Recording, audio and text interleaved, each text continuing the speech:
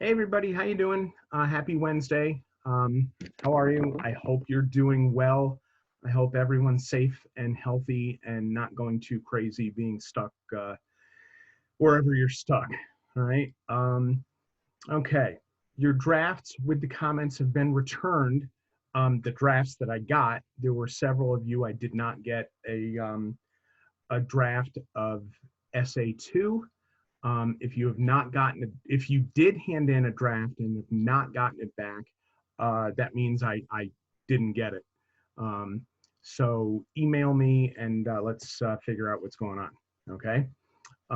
So we're going to spend today reviewing excerpts from people's drafts to look at some common problems that everyone's having. Okay. We're going to review today. The homework you did today, we'll review Friday. But I figured if we reviewed excerpts from your draft today, you can start working on your revisions for SA2. Okay. We're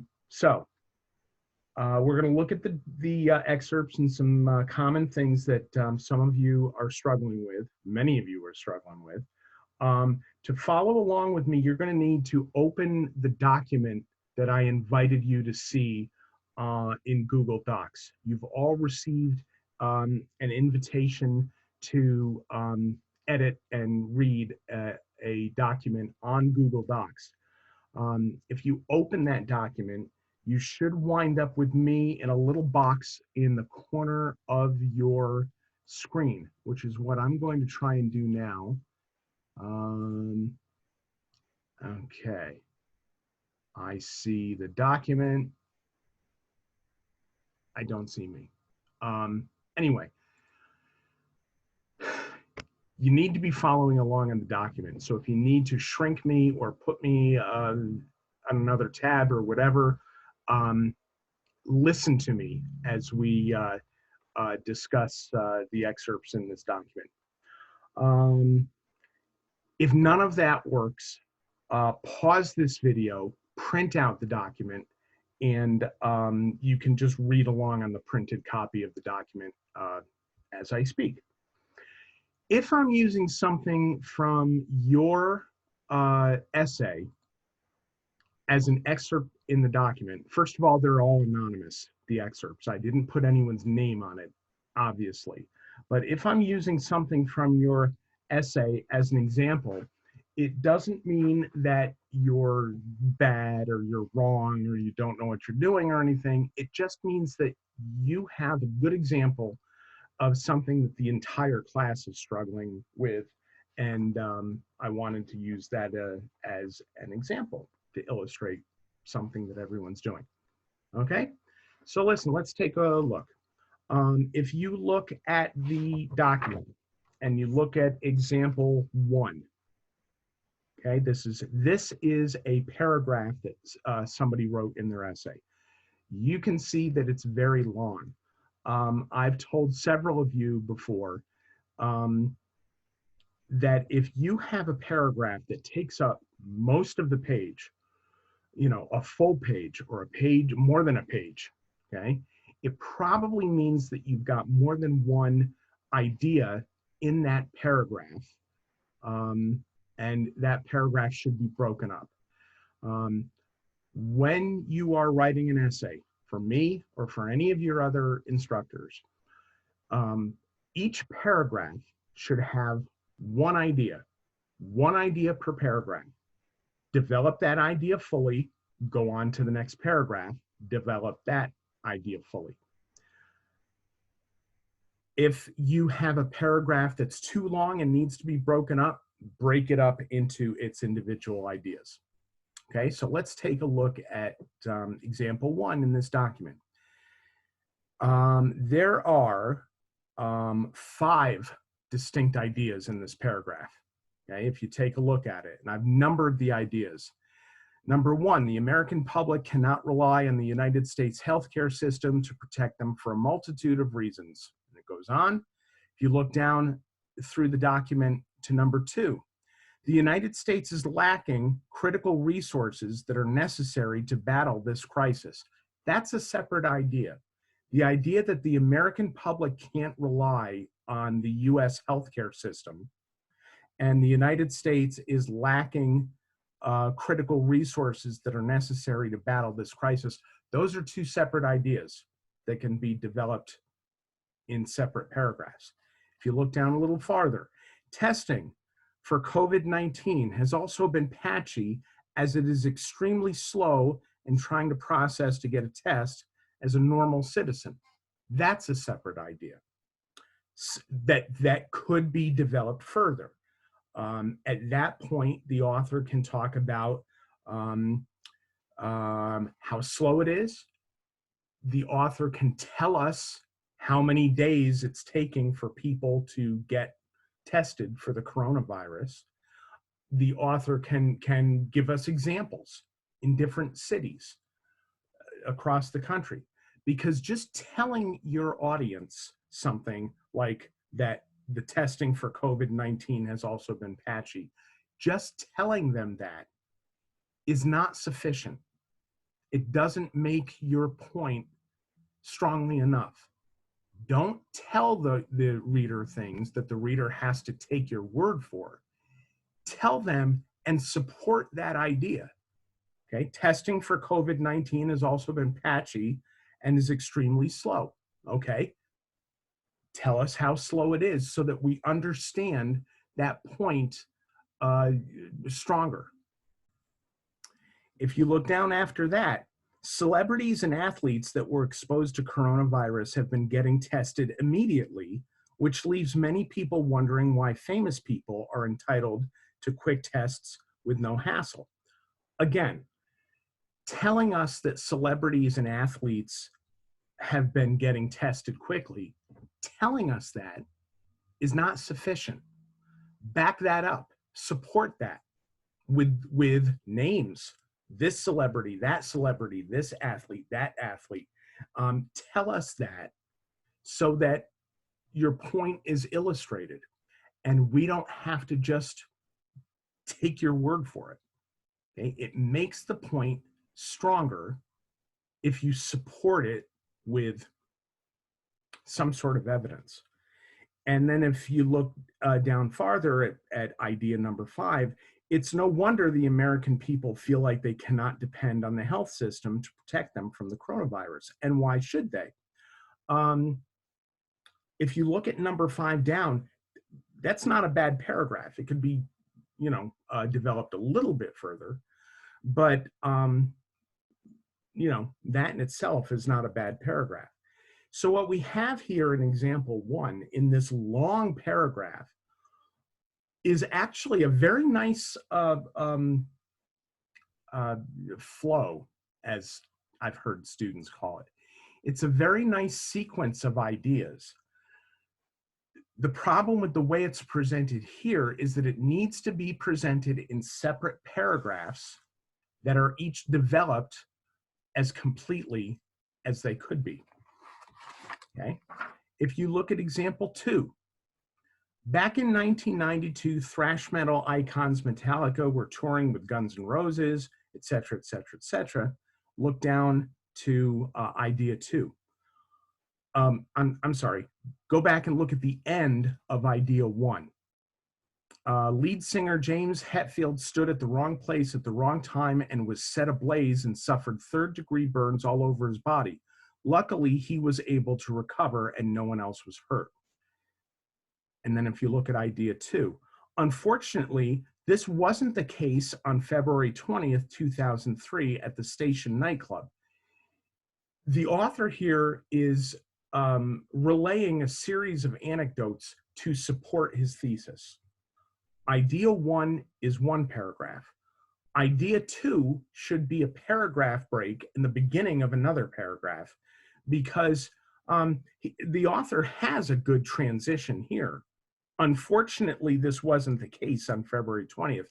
That's a good beginning of the next paragraph, which, and the sentence there, unfortunately, this wasn't the case. That's a good transition. That's good language to transition from the end of the last paragraph to the beginning of the next paragraph. all right?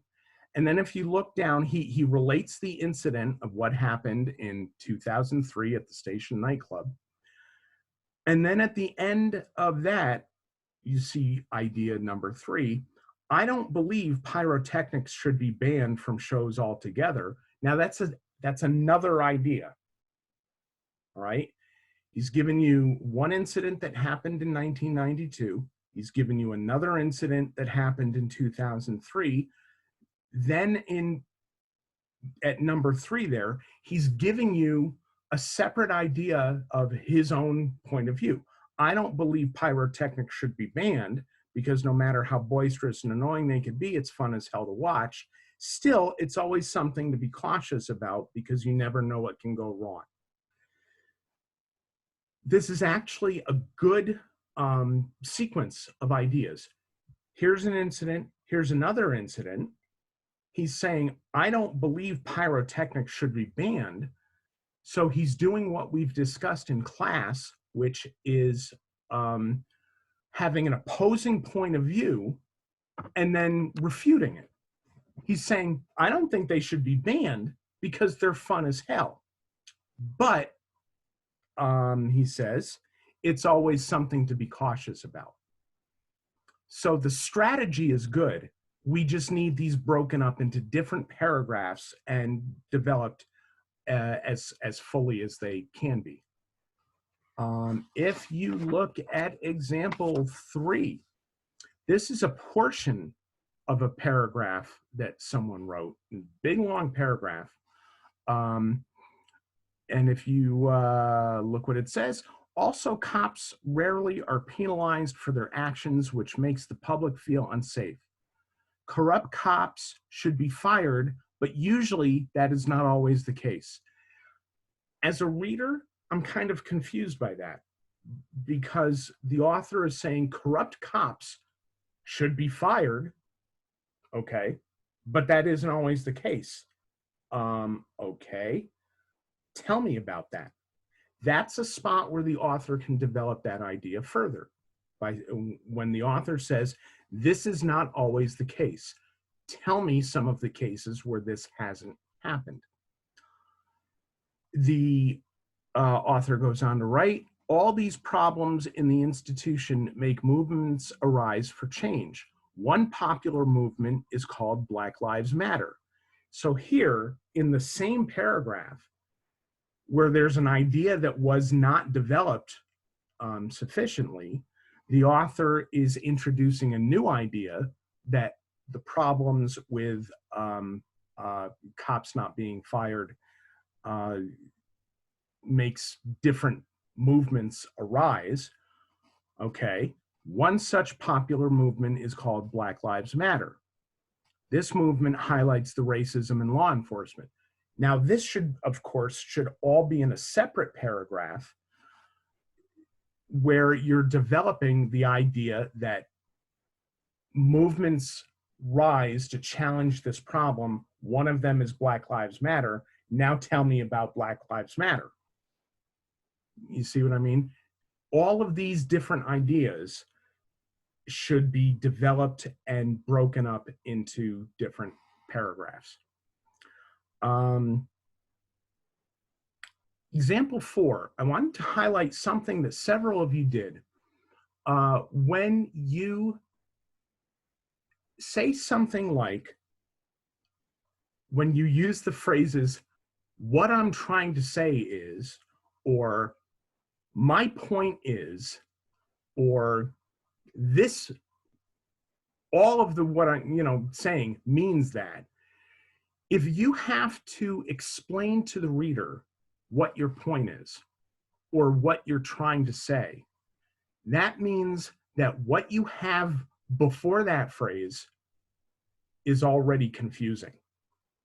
If you as the author have recognized that you have not made your point, if you as the author recognize that you have to say to the reader, what I'm trying to say is, and then you explain it, that means that you know what's going on before that is confusing.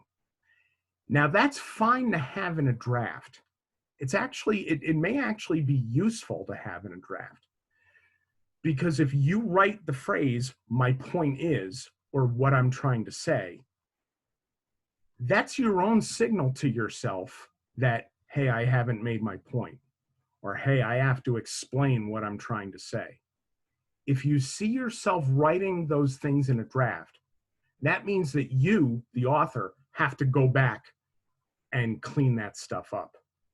It means that you as the author understand that the point you're trying to make has not been made.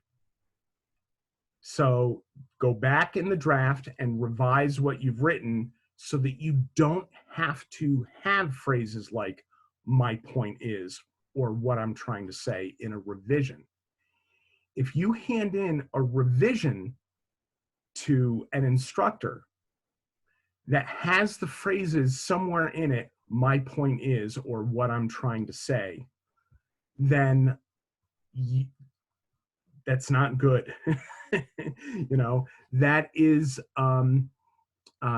you've handed in something that you're admitting is unclear or confusing. When we're speaking to people, we speak in first drafts. When we speak, we stop, we speak in partial sentences, we use our hands to try and convey what we're saying. We go frequently because we're stopping to think, you know, which is something that I'm trying to cut down on because I see them in these recordings and they drive me crazy. We speak in first drafts. So when we're speaking to people, we're allowed to stop and say, all right, look, what I'm trying to say is, and re-explain ourselves. We don't have that luxury in writing, because in writing, we have revision as a tool to go back and clean up the things that we're trying to say. All right? When you're speaking to someone, obviously you can't go back in time 5 minutes and clean up what you were saying. We have that ability in writing because we have the luxury of revision. So if you find yourself using phrases like my point is, or what I'm trying to say, go back and clean up what you're saying and take out that phrase, what I'm trying to say is. It should never be in a revision that you hand in to an instructor. All right. I'm also just going to say very quickly, phrases like in my opinion, da da da da da, or I think that, da da da da da da. You don't need those either, because if I'm reading your paper, I'm assuming that everything you're writing, yeah, is part of your point of view. So you don't have to tell me. Those are wasted words. And in a couple weeks, we're going to start talking about the idea that every word in your essay has to be pulling its weight. You don't want to make your reader work harder than he or she has to get your point. And reading extra words that don't need to be there is making your reader working harder. But we'll talk about that in a couple weeks when we talk about sentences. We're really at the paragraph level right now, okay? Also, I'm throwing in your attendance question here. Email me the name of your favorite band. I want to know who your favorite band is. Email it to me at mrusko.eng112@gmail.com. Don't have to do it right now, but at the end of the video, I want to know who your favorite band is. Okay? And example 5. Now, I put this in because we've started to talk about opening paragraphs. We're talking about your essay at the paragraph level right now. And we've talked a few times about opening paragraphs. Many students think, many writers at your level think that the best way to write an opening paragraph is to start very broad and then narrow your way in until you get to your specific thesis. Many of you, in fact, were taught to do that. I want you to imagine for a second if all the essays that I've been having you read in the newspaper used that tactic, use that strategy. Start very broad and then eventually narrower and narrower until I get to the specific thesis that I'm trying to convey. I've had students in the past do this by writing, there are many problems in the world today that we face. Some of these problems are, and they list 2 or 3 problems. One major problem that we face, though, is, and then they get to what they're writing about. Think about that tactic of opening an essay.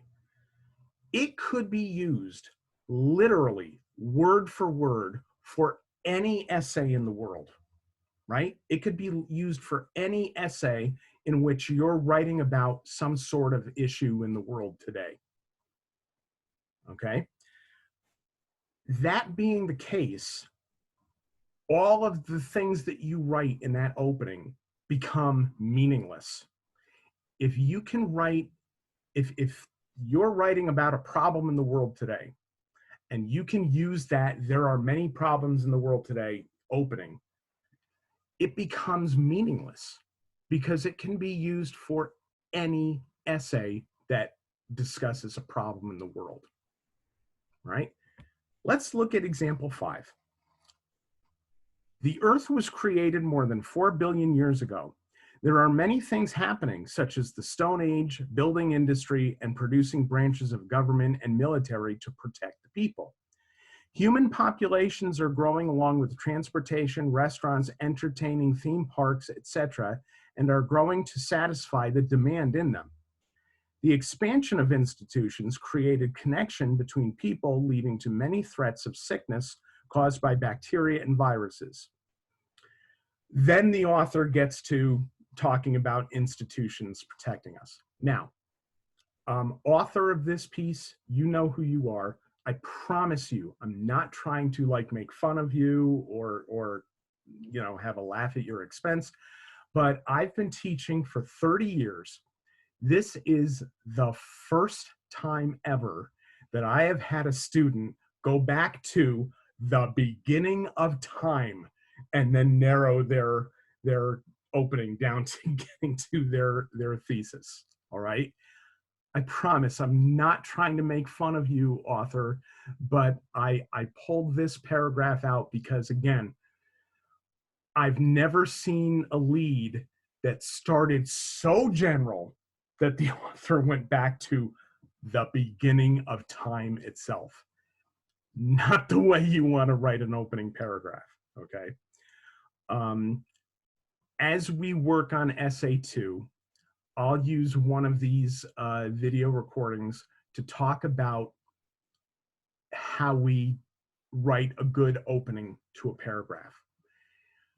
I'll tell you right now, you do not want to start with the general going down to the specific method. I'll be honest with you, I don't know why they tell students to do that in junior high school and high school. I have no idea why they do that. No idea. It's not good writing. It's not a good principle of writing. It may be a way to get you to just follow a recipe to start your papers. If that's the case, I kind of understand it, because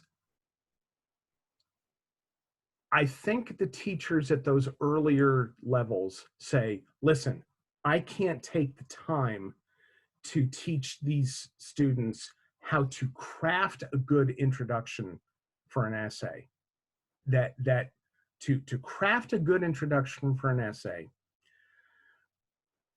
that is tailored specific for their thesis. and tailored specifically for their thesis rather, and will help do the things that an introduction has to do.